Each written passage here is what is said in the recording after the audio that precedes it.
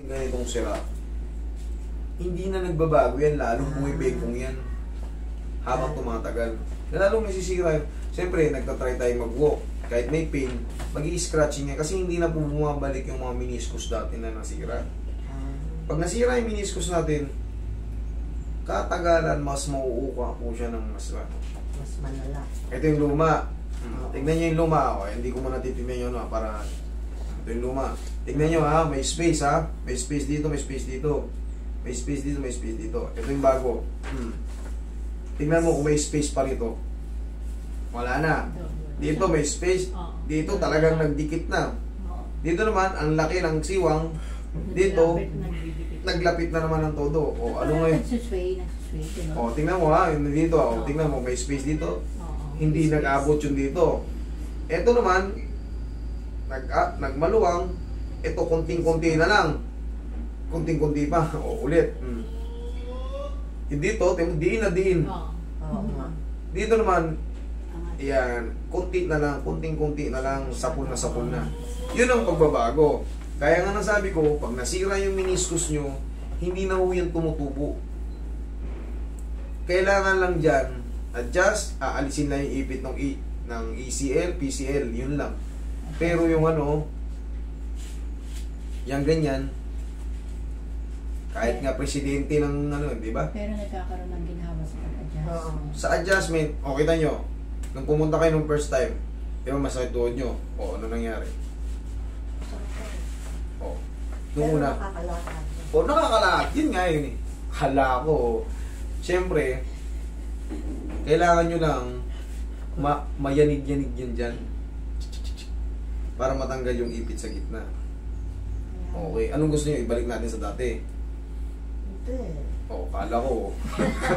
Sabi nyo, hindi yung maayos eh. Ibalik ko talaga yun sa dati para hindi kayo talaga masaktan-saktan kayo dyan. Kaya Basta nakakalakad naman. Okay naman, di ba? O, yun nga. Kaya lang, hindi na yung talagang kabataan. Ay, syempre, hindi tayo babalik sa bata. Hindi na nga. Eh, kung pwede lang ibalik. Di ba? Tapos maglaro-laro pa sa putik-putikan eh. Tapos ano gagawin natin? Overhauling ba? papagiling kita. Papagiling ka namin. Degenerative change. Yan naman eh. Kasi yung degenerative change, pag namasa niya yan, normal lang po yan. Tayo yung umiidad. Ang tawag dyan is degenerative change. Okay? Very simple na yun. Tumatanda tayo. Dapat kahapon nandito kami. Eh yung mata ko, tingnan mo. Oh. May sore eyes. Hindi. Ano yan? Pumutok na ugat. May pumutok na ugat sa loob ng... Bakit? Eh, gusto mo na. Ano gagawin? Matanda na rin daw ugat ko eh. Minipis. Sabi Ito kaya pala nakaano Kaya yan. pulang-pula ang ano niya kahapon. Grabe, parang may tatungang pula eh. Dapat kahapon, di ba? Ang ganyan, pag ano, para mares, yung ano, pipino, palamigan. Ito daw ano yan, para mamasage. Mamasage to. Hindi, Diba sabi? lalo lang maano yan. Ganon? Sa kanya mo pagawa, kung kaya niya i-massage yung mata, wala akong nakikitang Hindi, minamassage yung para mata. yung pagluluha. Nagluluha. Yung pagluluha daw, para... Oo, pagluluha. Lubugan nyo ng malamig. Ayun, malamig. Ganun lang para mga ano. Pipino. Iyon, ganun. Pero pag minasage mo yung mata, Oo. yung pumutok na manipis siya, may stress palalo yung pag ginalaw-galaw mo yan. Hindi kaya pinapaano sa yung sa ano lang, sa pagluluha. Luha, oo. Pero hindi yun because of that red eyes, no. The tears, yung... Ay, iba pa pang patangos na doon ilong. Gaganunin dito. Pero sa mata kasi wala akong nakita nagmamassage ng mata, lalo na may irritate ka. Lagyan nyo ng malamig yan, oh. Ganun. Okay. Para kahit pa paano guminawa. Di ba yung pipino, yung tawag to, kamatis. Kaya sili, budburan mo ng sili dito. Hindi nga alam na mula yung mata ko. Sigurado. Kung ano mo, ang galing mo yung mga borlolo mo. Sige. Iya-overall na lang kita. O kasi, yung ganito ko rin, umaano dito, tumutugong. Tapos, yung parang naninigas yung dito. Pero ngayon, lakad yan. Okay naman yung lakad mo. Okay naman, nagpapasexy na ako eh. Mabagal ako maglakad. Parang sabi ko, parang maiksi yung paa niya. Hindi kasi nakabengkong na yung ano, mami. Nakaganon eh. Eh talagang uurungin. Eh syempre, ang mahalaga, wala yung masakit sa loob, nakakatayo kayo. Parang yung kay Erap, di ba? Nakaganon si Erap. Si Erap, eh sobrang naman. Sige, higa kayo. Overall muna lang kayo. Ano gusto nyo? Baguhin pa natin yung posisyon ng tuhod nyo? Okay na yan. Walang masakit. Pag ano, masakit din yan. Biglang sumasakit. Katulad kagabi. Pero ngayon, I mean, hindi okay ko siya. Masakit, pero... huwag natin baguhin. Haplusin ko na lang. Ay. Kasi, yung sinasabi yung minsan, pagka nakakilos kayo ng mali, nakadiin nga nakaganon yun. Ang mahalaga ngayon, hindi nakaipit yung ACL at PCL. Kasi, pag tinabig ko yan, gagalawin ko, uusog na naman yun. Baka magbago yung timbla ng tuhod nyo. Sasakit siya. Pero ngayon, kung walang masakit, sapat na yung isang treatment ko na yun. Ang gagawin ko sa inyo, full body massage na lang. Pati Sa balakang sa balakang lang adjustment. Pati yung ganun-ganun. Yan, sa balakang lang Pati adjustment. yung gumaling ang prosen ko dito. Siyempre, ubra ba yan sa akin? Yan ang expertise natin. Tapos, at tingin ko kasi, yung paa ko, parang umikli na yung kaliwa ko. Opo, mami, kasi nga, yung this height, yung height nung ano, tingnan mo, dapat kasi may allowance. Talagang liliit siya. Kasi, bakit? Ganito. Yung tuhod kasi natin, may distance talaga yan. Ngayon, sa kabila, wala. Di nabawasan na yung height. Ngayon, magre-reflect yung sa pinakababa. Kabilat kanan na yan Siyempre, ito, sa kabila, wala na to. Ito, meron pa. Bababa ngayon yun dun. Ngayon, makakaramdam kayo ng pagurong kasi nawala kayo Kaya feeling nyo parang maiksi. Pero nga sabi ko sa inyo, kung walang masakit yan dyan, mamasadsing ko na lang yung mga tuhod nyo. Hindi ko napipitikin kagaya ng ginawa ko noon. Kasi pag pinitik ko yan doon, uurong yan. Tutunog yan Alam ko naman sa sarili ko, kaya alam ko yung magiging treatment ko na lang sa inyo. Kung walang masakit, piktusan na lang natin yung katawan nyo. Tsaka yan sa amin yan. Sige, ikaw yung patagilid, mami. Tanggalin nyo muna to. Baka mabasag, sayang. Yan. Dito tayo sa balakang mag-focus. Di ba masasakit yung ganda nyo? Oo, masakit yan. Diyan, dito minsan. Parang bumababa doon. Okay, relax na. Tanda na.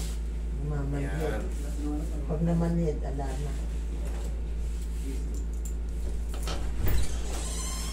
Reporting for duty. Yes, sir. Yes. Yung aircon doon, nailipat nyo yung Okay na. aircon doon. Yung bakar niya ron, mas matibay.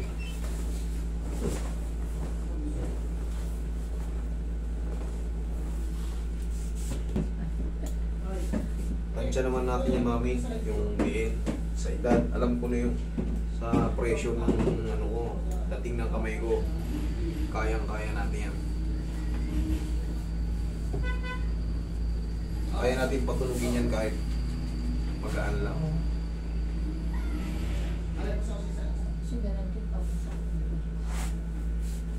Roy, ito, ano na lang to.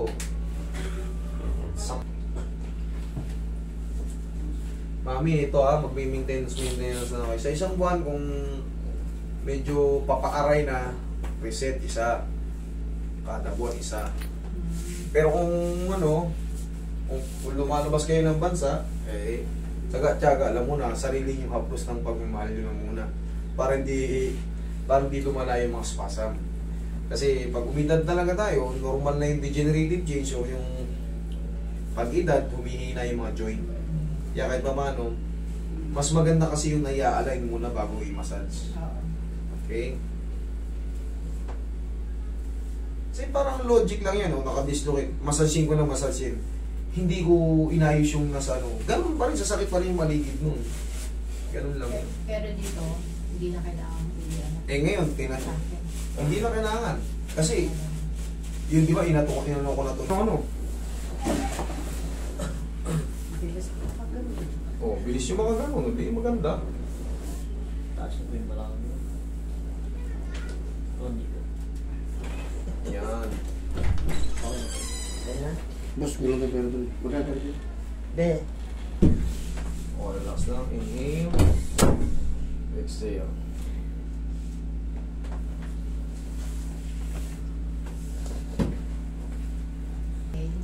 magaan. Ayos, magaan? Okay. Makakapag-ballroom ka na. Oo, sige. Pagka sumakit, dito ulit kayo. Balik natin ulit. Hindi na nga nagsusugat. Ipupul muna sa uno, yun ang tama ron. Palalamigin kasi balik Ngayon sa... lang, ano yung lamig Eh, nakaano ata, naka... Walang po lumalabas na lamig eh. Nakapan eh. Ngayon, lamig na eh. Hindi nila kang tinignan. Ba't ko pa sasabihin? Sinabi niya nga. Ganun ba? Ay, gaganunin. Yan. Titingutin ko lang yung Hindi bones. naman na-effect yan dito eh. Hindi yan, hindi maapekto sa mata. Titingutin ko lang kayo. Hindi mo kung maririnig mo yung bulong mo. Dinig mo. Anatomy. Anatomy. Oh. Narinig nyo, injuries. Injury. Oh. Ang ina na nun. Oh. Narinig nyo naman ako eh. Ligaments. Ligament. Oh, wala ka sumana. Kulang ka. S. May S pa sa kanya. Okay? Oh. Okay. Set up na naman ang katawan ni nanay. Ang bilis kong nakabangon ba? Kumabangon ka.